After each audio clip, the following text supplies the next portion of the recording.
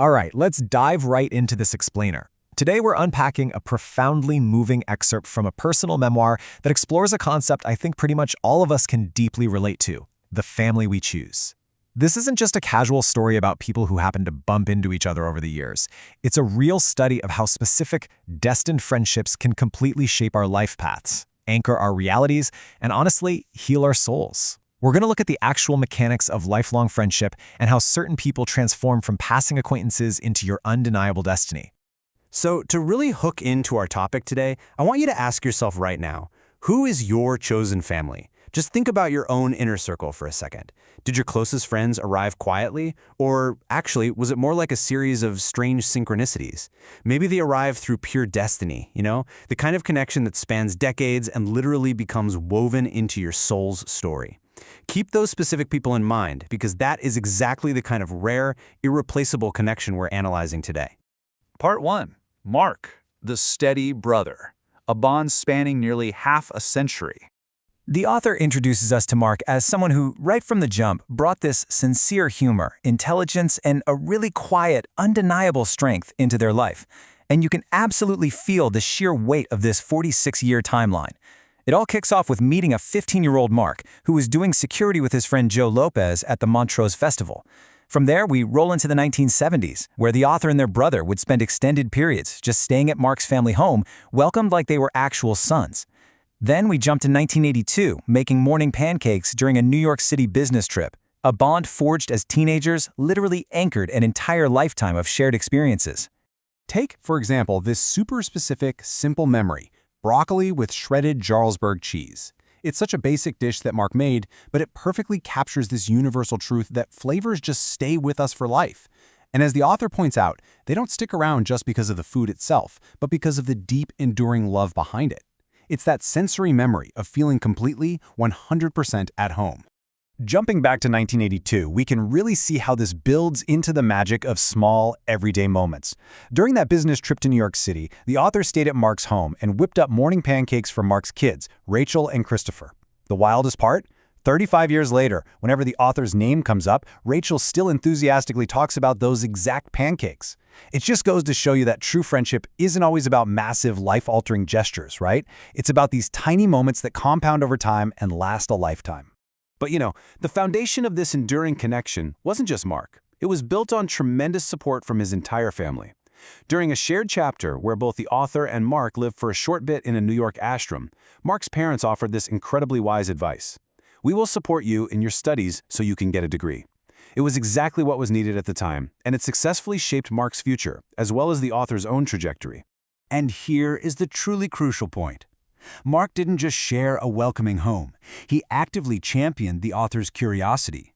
See, Mark was studying computer science, and he became one of the key people who got the author involved with computers. He saw that spark of curiosity, he nurtured it, and he essentially opened a door that ultimately shaped the author's entire career. That is the definition of what a real friend does. They elevate your potential. Part 2. Geraldine the Wise Guide: Healing and Personal Transformation. So it's 1976 in New York City, and the narrative takes a massive shift toward profound emotional growth when the author meets Geraldine. Mentored by Mark's psychologist mother and her best friend, Geraldine managed to synthesize these 5 absolute powerhouse traits: meditation, intuition, psychological insight, compassion, and clarity. She didn't just have these qualities, she wove them together to become this extraordinary counselor, eventually helping clients all across the United States. Geraldine's impact on the author really hits its peak during an intensely dark chapter, the breakup of the author's marriage. When it felt like the whole world was falling apart, Geraldine didn't just offer, empty platitudes or a pat on the back. She delivered this hard-hitting, life-changing advice: don't be a victim, take the weeds out of your garden. It's simple, it's incredibly profound, and above all, it demands action. Building right on top of that, she also taught the author that there are 2 sides to every story, and, crucially, to learn the lesson. Honestly, her psychological insights operated like a masterclass in emotional growth.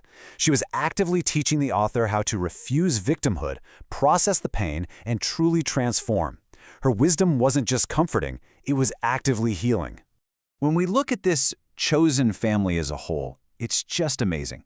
You see these beautiful dual gifts. On one hand, we've got Mark, the brother, providing this kind, generous, rock-steady support, literally a heart of gold.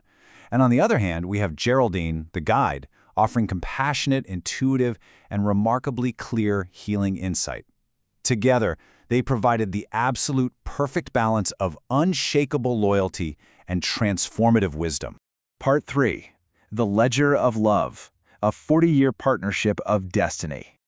Mark and Geraldine have been soulmates for over 40 years, and their unified partnership became this undeniable refuge and a steadying central pillar of the author's own spiritual journey.